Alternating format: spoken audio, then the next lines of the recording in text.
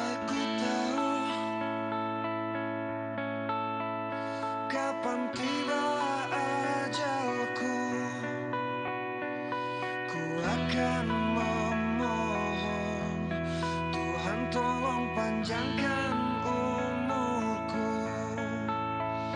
Andai ku tahu kapan tiba masaku, ku akan memohon Tuhan jangan kau ambil nyawaku. Aku takut akan semua dosa-dosaku.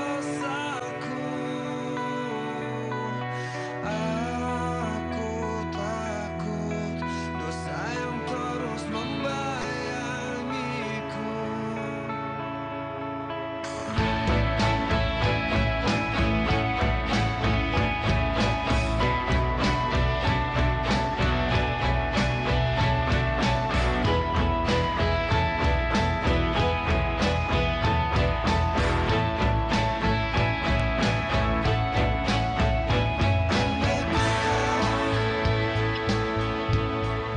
Malaikatmu kan menjemputku, izinkan aku mengucap kata taubat padamu. Aku takut akan semua dosa-dosaku.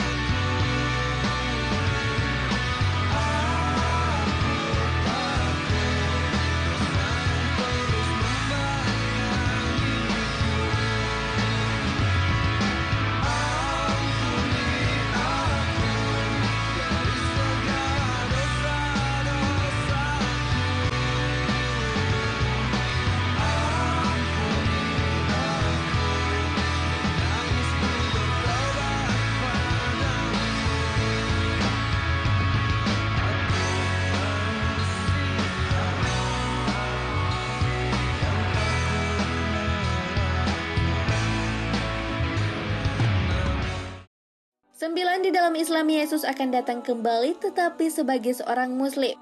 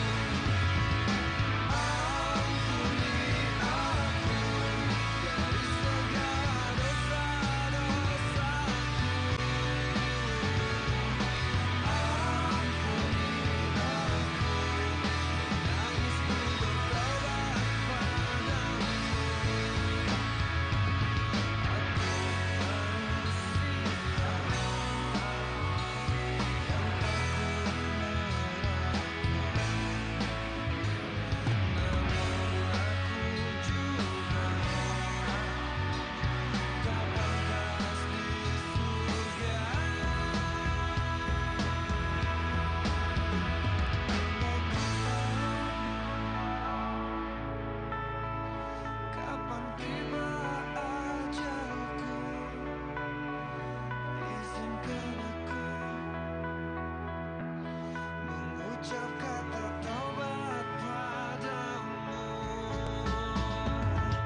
Aku takut akan semua dosa-dosaku.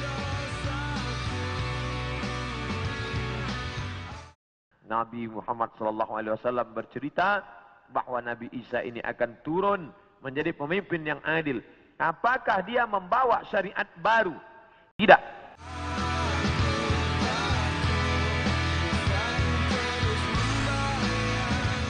Dia menghidupkan lagi sunnah-sunnah Rasulullah SAW. Dia menjadi imam di masjid. Dia mengajak orang salat berjamaah. Dia tetap menegakkan syariat Muhammad.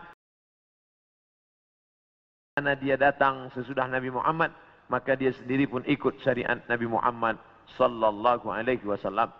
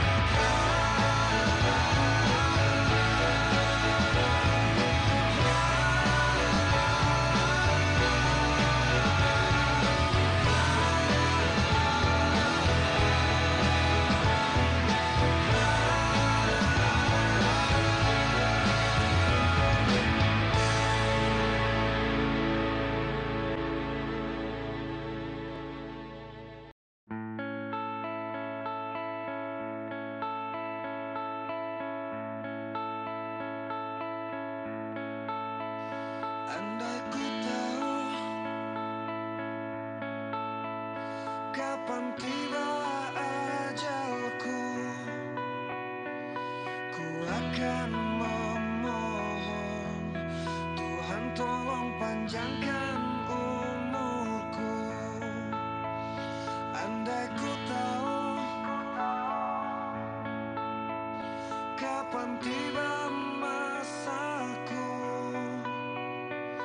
ku akan memohon Tuhan jangan kau ambil nyawaku. Aku takut akan semua dosa-dosaku. Aku takut dosa yang terus membayangiku.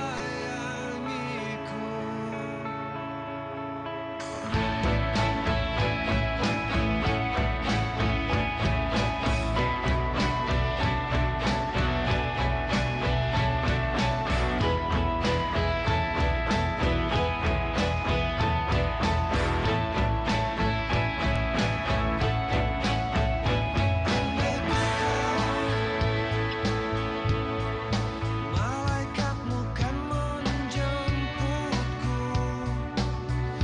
izinkan aku mengucap kata taubat padamu.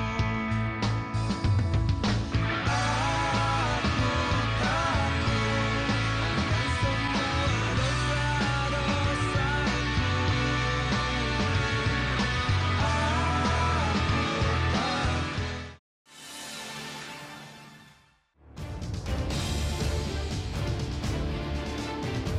Rumah mewah bak istana kerajaan berwarna coklat dengan pilar-pilar besar dan 3 kubah di bagian atapnya sangat mencuri perhatian. Lantaran rumah tersebut terbilang mencolok dibanding bangunan sekitarnya. Ya, rumah itu adalah milik keluarga YouTuber, selebgram, dan juga pembalap Alsat Ahmad. Tak hanya terbilang megah, kediaman sepupu Raffi Ahmad ini juga memiliki kebun binatang mini di halaman rumah. Satu hal yang paling mengejutkan adalah istana keluarga Alsat ditaksir memiliki harga 300 miliar rupiah.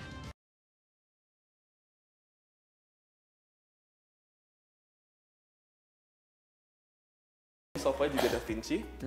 Kalau aku lihat ini all leather dan ini kayak embossnya itu lebih ke alligator ya. Ya, buaya ini. Embossnya mirip buaya. Emboss buaya berarti bisa dibilang 2 kali lipat dari yang di situ.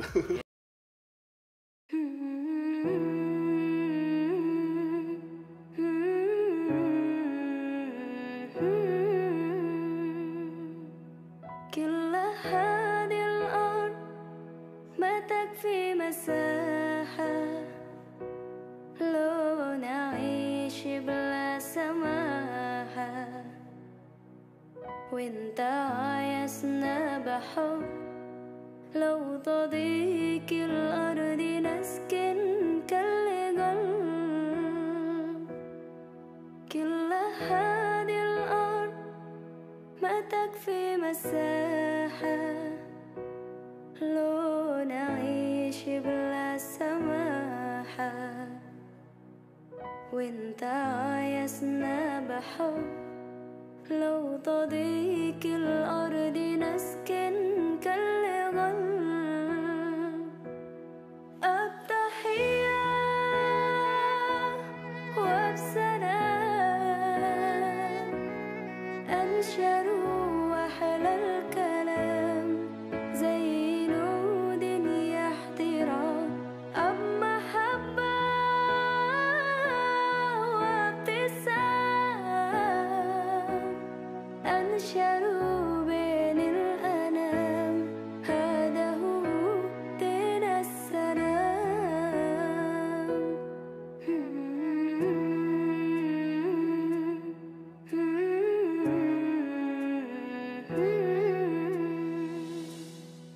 كل هذه الأرض ما تكفي مساحة لو نعيش بلا سماحة وانت عايزنا بحب لو تضيق الأرض نسكن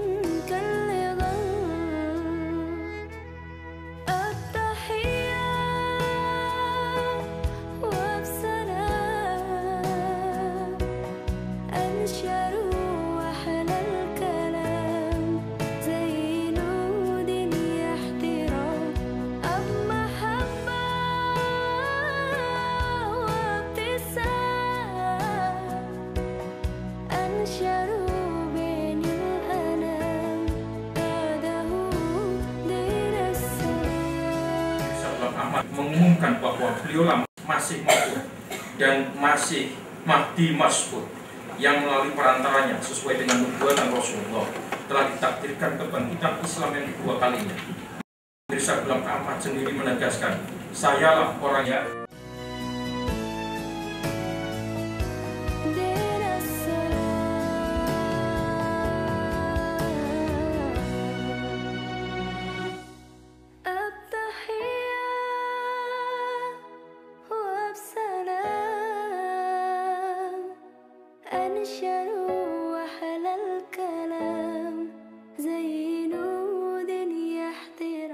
Ahmadiyah, yaitu orang yang menjadi Ahmadiyah karena keturunan, orang yang menjadi Ahmadiyah karena pernikahan atau perkawinan, orang yang menjadi Ahmadiyah karena kesadaran, dan orang yang menjadi Ahmadiyah karena pindah agama dari agama lain ke Ahmadiyah menjadi Muslim. Ciri dari Ahmadi yakni sholat tidak makmum kepada non-Ahmadi, membayar iuran atau canda 1/16, 1/10, dan 1/3 dari penghasilan per bulan.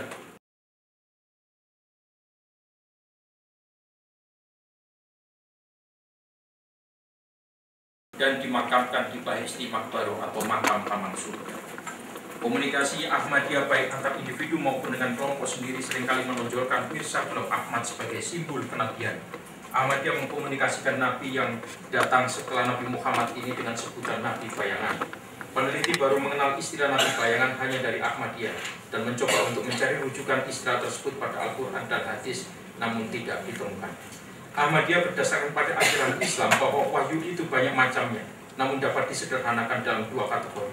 Wahyu syariat yang diturunkan kepada Nabi Muhammad SAW dan wahyu tanpa syariat yang diturunkan kepada Mirza Ghulam Ahmad.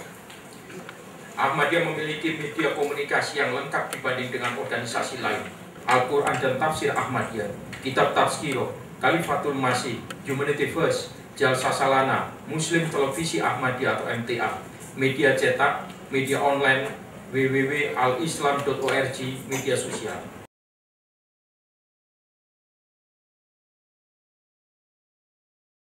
Bapak Ketua Sidang dan Ibu Sekretaris Sidang, Bapak dan Ibu Promotor, dan Bapak-Bapak oponen ahli yang saya hormati. Simpulan dan saran.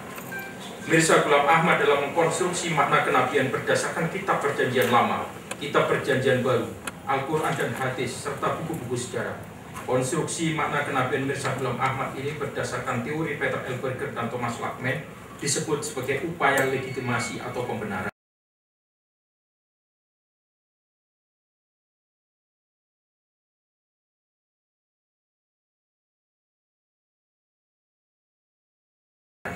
Pembenaran itu dilestarikan dengan mewajibkan anggota Jemaat Ahmadiyah untuk tidak mengkaji dan membandingkan ayat-ayat yang dijadikan argumentasi Mirza Ghulam Ahmad dengan pemikiran umat Islam lainnya. Pesan Mirza Ghulam Ahmad oleh Jemaat Ahmadiyah dimaknai sebagai pembawa pesan kebenaran mutlak.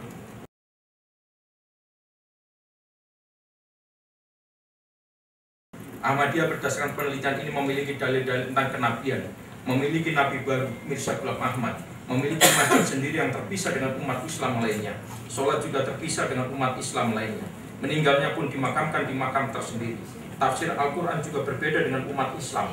Karena itu peneliti berkesimpulan bahwa Ahmadiyah mengkonstruksi sebuah sekte di Islam yang eksklusif dari awal pendiriannya, yang memisahkan dengan umat Islam lainnya. Pemerintah sudah seharusnya melindungi dan memberi rasa aman kepada semua pemeluk agama,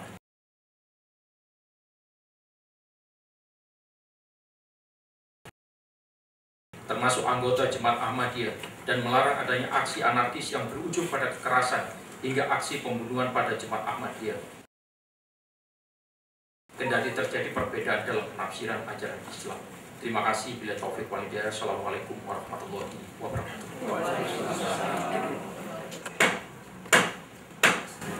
Saudara Pronovembus, presentasi saudara sudah diterima. Kini kewajiban saudara untuk menjawab semua pertanyaan, sanggahan ataupun bantahan ya. Saudara pertama-tama akan diuji oleh tim promotor, kemudian oleh para ahli dan oleh representasi besar. Saya persilakan kepada penguji pertama, Profesor Dr. Haji Sisam dari DPS, untuk menyampaikan pertanyaan dan sebagai anggota tim promotor. Terima kasih pimpinan sidang. Bismillahirrahmanirrahim. Assalamualaikum warahmatullahi wabarakatuh. Saudara Profesor, saya tidak akan bertanya mengenai Ahmadiyah. Saudara mungkin sudah punya nilai lebih dari 100 Ahmadiyahnya, penelitian sampai ke London segala. Ya, mudah-mudahan sudah tercakup ini. Yang saya ingin tanyakan adalah sekitar metodologi dan teori. Terima kasih yang terhormat Profesor Dr. Nina Winarsi Sam, Dr. Anda MS. Saya akan menjawab 4 pertanyaan tentang metodologi dan dalam teori ini apakah sudah memenuhi syarat. Saya tentang metodologi ini mencoba untuk menggali dengan teori konstruksi sosial, konstruksi makna, dan fenomenologi.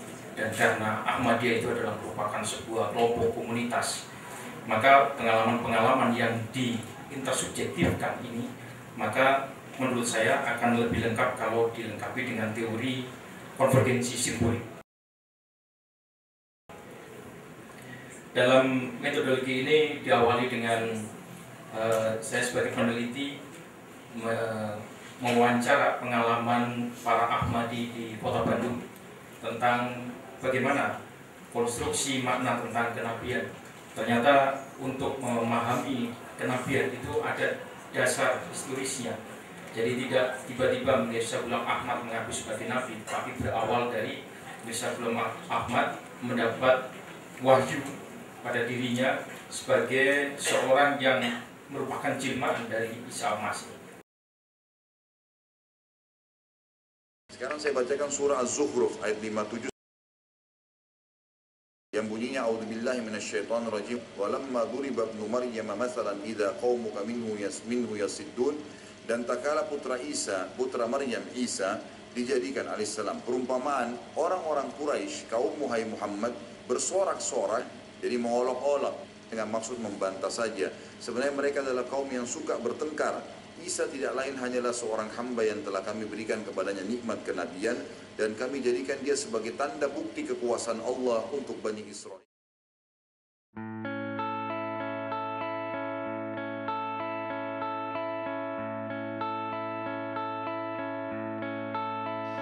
Andai ku tahu kapan tiba ajalku, ku akan memohon Tuhan tolong panjangkan umurku. Andai ku tahu kapan tiba masaku. Itu adalah merupakan realitas yang dimunculkan oleh jemaat Ahmadiyah dan kemudian dikomunikasikan dengan bahasa, dalam hal ini bahasa Indonesia. Kemudian makna itu diintersubjektifkan antar Ahmadiyah. Paradigma ini untuk mengetahui apa itu Ahmadiyah, tentang ontologinya, kemudian epistemologinya, bagaimana meneliti tentang Ahmadiyah, dan aksiologinya adalah apa manfaat dari penelitian ini.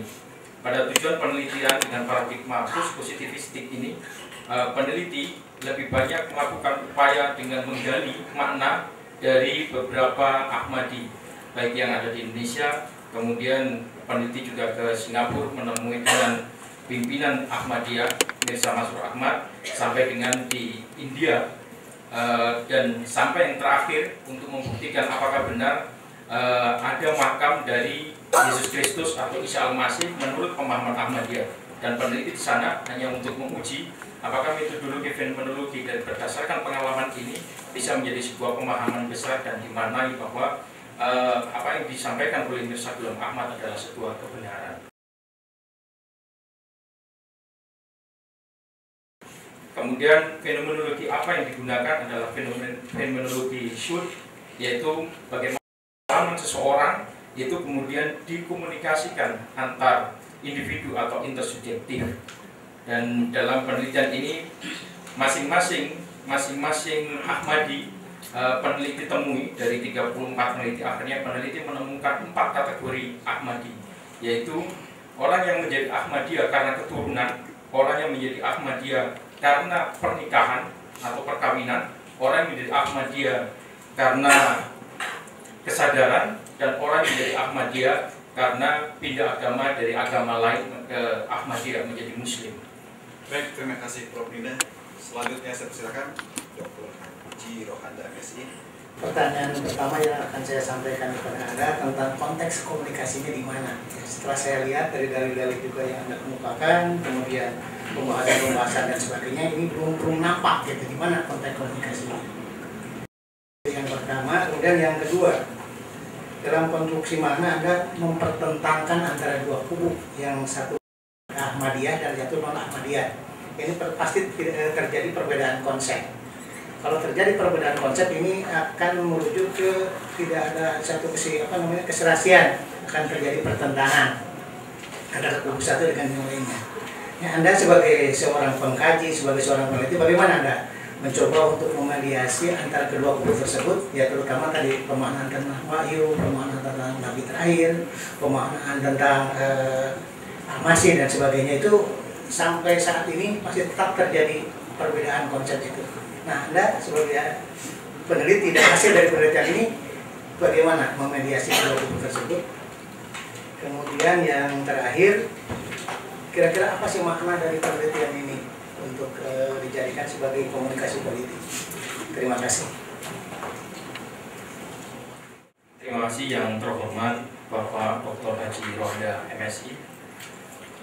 Tentang konteks komunikasi di mana peneliti lebih memfokuskan pada konstruksi makna. Konstruksi makna ini adalah makna sebagaimana disampaikan oleh Alfred Schut, bahwa makna itu muncul hasil dari komunikasi antar individu. Peneliti melihat bahwa kenapa sampai berlarut-larut persoalan seolah-olah Ahmadiyah ini adalah ajaran sesat, jauh dari Islam dan sebagainya. Ini peneliti awalnya berasumsi bahwa pasti ada kesalahan komunikasi atau kesalahan pemahaman, kesalahan dalam memaknai antar intersubjektif, antar individu. Maka peneliti mendalami itu, dan peneliti harus berpijak pada satu perspektif yang menurut peneliti sebagai seorang peneliti yang tidak terombang-ambing, tidak menjadi pembela Ahmadiyah dan juga tidak menjadi anti Ahmadiyah. Oleh karena itu peneliti mencoba untuk melihat dari dalam langsung kepada Ahmadiyah, bagaimana Ahmadiyah itu memaknai adanya Masih Maud, yaitu ada Masih Maud, ada Imam Mahdi, kemudian ada Nabi Bayangan. Nah, dari situ kemudian peneliti mencoba untuk membandingkan dengan perspektif dari Ahlus Sunnah wal Jamaah. Karena baik Ahlus Sunnah wal Jamaah maupun Syiah itu sama-sama memahami bahwa sama-sama mempercayai dan mengkomunikasikan bahwa Nabi terakhir adalah Nabi Muhammad. Begitu. Kemudian pertanyaan kedua, dengan pertentangan dari kedua kubu. Pertentangan ini dimaksudkan kami tidak ingin mempertentangkan, kami hanya ingin menyampaikan bahwa ada perspektif lain yang bisa nanti digunakan oleh pembaca dari karya peneliti ini, adalah bahwa apa yang disampaikan Ahmadiyah ini adalah sebuah tafsir yang berbeda dengan tafsir yang kebanyakan dipercaya atau diyakini atau diikuti oleh umat Islam, yaitu tafsir dari Ahlus Sunnah wal Jamaah. Dan kebetulan karena peneliti adalah seorang Nahdlatul Ulama, jadi memang agak terpengaruh sedikit-sedikit kadang-kadang begitu Pak. Jadi memang agak susah memang saya melihatnya, termasuk sholat Jumat orang Ahmadiyah itu saya agak setuju karena adanya 2 kali, dan saya juga kalau sholat adanya cuma sekali rasanya kalau belum sholat Jumat. Ini karena perspektif NU di dalam pendidikan awal saya. Kemudian apa makna dari penelitian ini? Peneliti bertujuan dengan penelitian ini, maka kesalahpahaman tentang Ahmadiyah itu harusnya masuk ke wilayah diskursus, tidak pada masalah wilayah kekuasaan. Dan pemerintah dalam hal ini seharusnya pemerintah itu melakukan suatu pengayoman. Jadi pemerintah, kalau memang disampaikan dari pemerintah Indonesia, harus tegas. Pemerintah akan memihak dari 3 aliran besar ini, memihak yang siapa?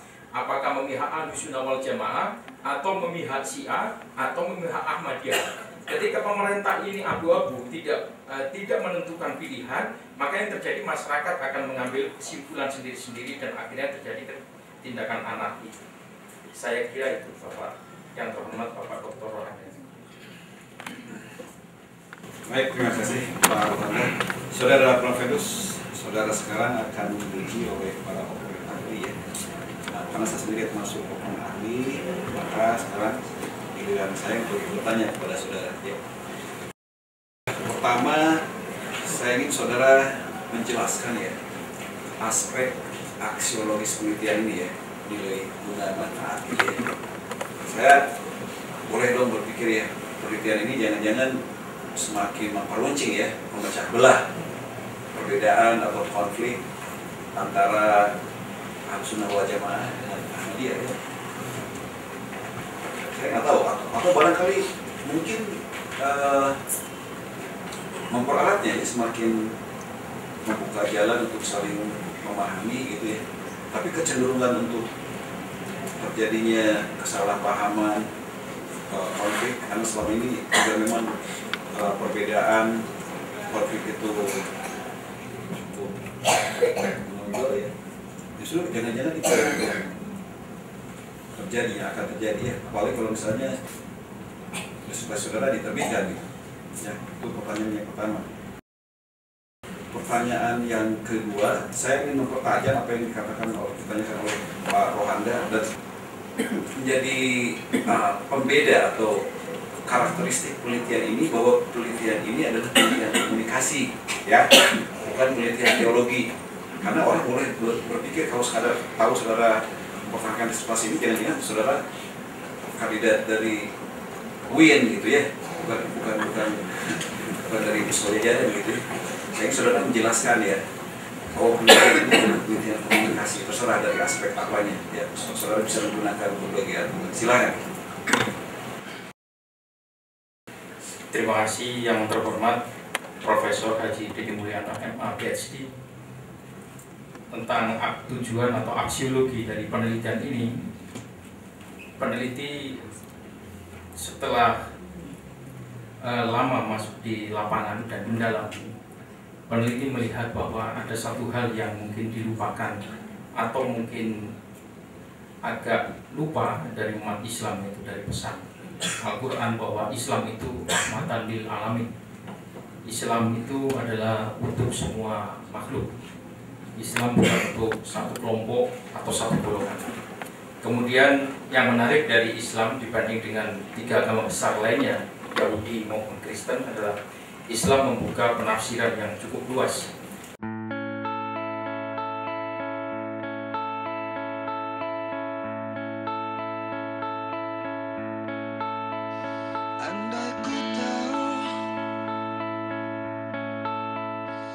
Kafir itu pada dasarnya berarti menutup. Kalau Anda menutup kebenaran, Anda kafir. Tetapi karena secara umum orang memahami kafir itu keluar dari Islam, maka datang larangan Nabi. Jangan mengkafirkan orang. Nabi melarang siapa yang mengkafirkan seseorang, padahal orang itu tidak kafir, maka tuduhannya kembali kepadanya. Dia dinilai Tuhan kafir. Sehingga cukup banyak penafsir-penafsir dari ayat-ayat suci Al-Quran dan hadis. Oleh karena itu, apa manfaat dari penelitian ini? Tujuan besar dari penelitian adalah menjelaskan kepada publik bahwa penafsiran dari beberapa orang dari kelompok Ahmadiyah ini adalah merupakan penafsiran baru, dan penafsiran itu tidak harus merupakan suatu kebenaran mutlak, dan penafsiran itu adalah terbatas pada bagaimana seorang imam itu menafsirkan, sehingga harusnya yang muncul adalah ranah diskusi dan bagaimana pemerintah memberi wacana atau memberi ruang untuk mendiskusikan ini tanpa harus mendiskreditkan kelompok tertentu atau menyuruh kelompok tertentu untuk menyerang kelompok yang tidak sepaham.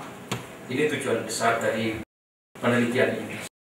Kemudian tentang komunikasi, pada inti dari penelitian ini adalah peneliti tetap meyakini bahwa pemaknaan tentang Ahmadiyah itu muncul dari orang-orang Ahmadiyah antara individu dengan individu itu adalah bagian dari komunikasi dan intersubjektif. Kemudian pemaknaan itu dikuatkan juga dalam penelitian ini.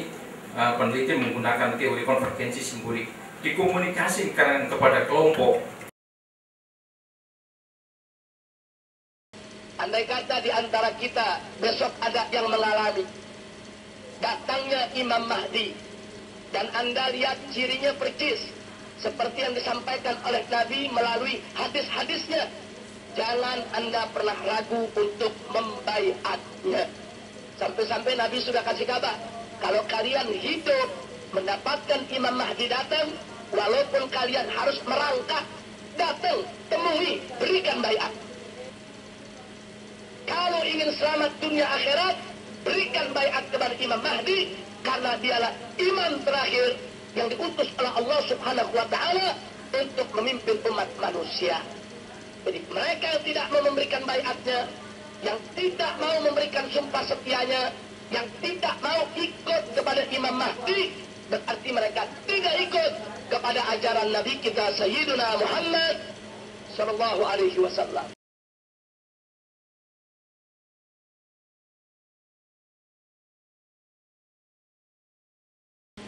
Saya ingin tanya, apa itu baiat?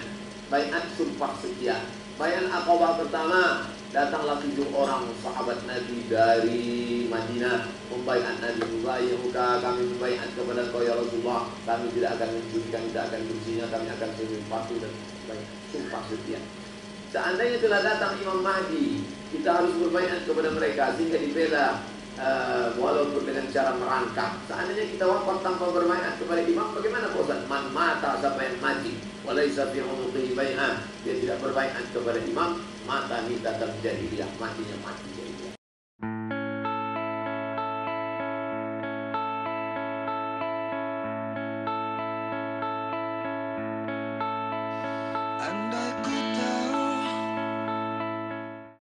Apalagi di antara datangnya kiamat itu, tanda yang besar itu turunnya Nabiullah Isa Al-Masih putra Maryam. Menurut berbagai hadis yang sahih, Nabi Isa Al-Masih nanti akan turun tidak membawa risalah yang baru, tapi meluruskan risalah Islam ini yang telah banyak ditinggalkan oleh masyarakat. Bahkan ada hadis menjelaskan beliau akan membunuh Nabi, mematahkan kayu-kayu salib, lalu melaksanakan haji dan umrah mengikuti syariat Nabi Muhammad, bukan membawa agama baru. Kapan tiba ajalku, ku akan memohon Tuhan tolong panjangkan umurku. Andai ku tahu kapan tiba masaku, menjadi semacam mujaddid, reformer, menyelamatkan manusia dari bisikan Dajjal.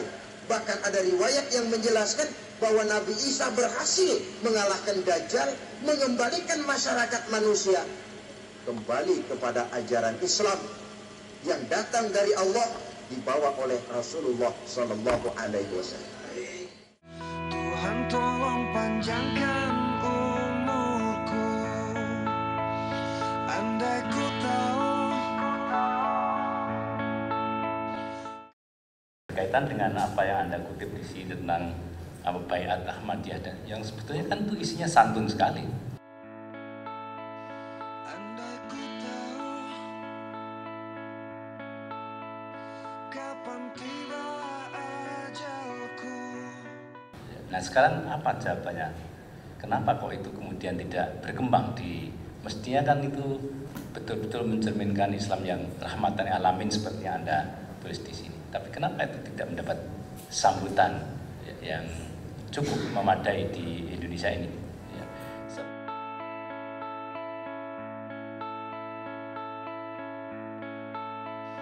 Andai ku tahu kapan tiba ajalku, ku akan memohon. Bandung ini ada ruang yang cukup luas bagi Ahmadiyah untuk mengkomunikasikan Ahmadiyah, dan kebetulan Bandung ini tidak mengeluarkan larangan Ahmadiyah untuk melakukan dakwah. Yang dilarang hanyalah berdasarkan pergub bahwa Ahmadiyah dilarang untuk membuat simbol-simbol, misalkan papan nama dan sebagainya. Tapi aktivitas Ahmadiyah untuk berkomunikasi dengan kelompok-kelompok lain, apalagi berkomunikasi dengan internal, ini tetap bisa dilakukan. Yang saya katakan, Mirza Ghulam Ahmad adalah Nabi Buruzi. Pegang kata-kata saya. Nanti dibaca di buku saya halaman 103. 3 macam kenabian di mata Ahmadiyah bagian yang Anda, yang Bapak katakan. Yang pertama adalah di sini Nabi namanya Syahibus Syariah dan Mustaqil, sama kan? Yang kedua adalah Nabi Mustaqil Ghair Tasyrik, sama kan? Yang ketiga Nabi Dhili Ghair Tasyrik. Ini Ahmad, Mirza Ghulam Ahmad, posisinya di sini. Kan benar yang saya katakan. Mirza Ghulam Ahmad itu Nabi, tegas sekali saya berani mengatakan. Tetapi Nabi Guru Ghair Tasyrik, kalau tegas lagi. Artinya apa? Dia mengakui Muhammad itu sudah pembawa syariat terakhir. Saat itu tidak ada ulama tidak bawa syariat, itu dari maksud itu. Kan begitu kan? Saya itu jilbab lama itu diparungi, bukan persoalan kecil bagi saya. Jadi saya uruskan dan saya tulis di sini. Nanti ini bukunya ada, gitu loh ya. Jadi saya baca daripada saya keliru gitu loh Pak. Makanya tadi dikatakan seperti juru bicara Ahmadiyah secara tidak langsung naluri kan. Naluri saya sebab saya mengatakan ini Islam kok, kenapa? Seujung rambut pun saya tidak ada perbedaan dengan jemaat Ahmadiyah. Saya Muhammadiyah Ketua Majelis Taklim Wilayah Jawa Barat. Islam. Yang diteliti selain konstruksi makna yang memang peneliti sendiri setelah menulis cukup panjang diingatkan oleh komponen ahli Profesor Dr. Asep Saiful Muhtadi dari IAIN. Ini hati-hati nanti kepleset ke IAIN nanti. Gitu. Nah dari situ peneliti mempertajam lagi tentang komunikasinya. Apa media komunikasi yang digunakan oleh Ahmadiyah? Ternyata menurut hasil penelitian di Bandung dan juga di beberapa negara yang digunakan oleh peneliti, Ahmadiyah ini mempunyai media komunikasi yang cukup lengkap dibanding dengan organisasi Islam lainnya. Ahmadiyah mempunyai televisi yang disebarkan di seluruh dunia dan itu tidak berbayar, tidak ada iklan. Nah menurut saya ini adalah untuk mengingatkan kepada umat Islam lainnya agar bahwa media komunikasi televisi itu sekarang cukup dahsyat. Daerah yang mau promosi ke 200 negara bisa melalui TV Muslim. Katanya dia lagi mau promosi ke seluruh dunia, nggak bayar. Jadi sekalian nggak bayar PBD-nya untuk. Gubernur Banten, Hajah Atut Khosyah, diundang untuk berkunjung ke studio MTA di London.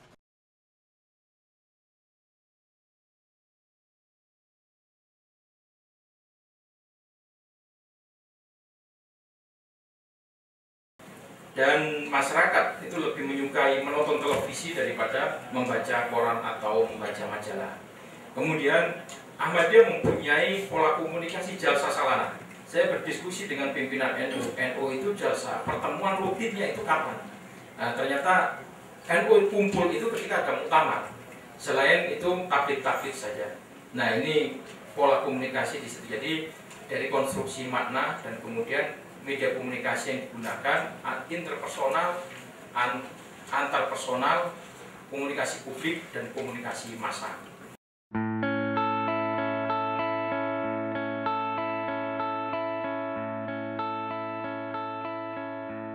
Tapi ketika dicermati isinya, saya punya kesan saudara itu semacam menjelaskan atau bahkan mungkin lebih cenderung ingin memberitahukan kepada semua pembaca disertasi ini bahwa Ahmadiyah ini bagus.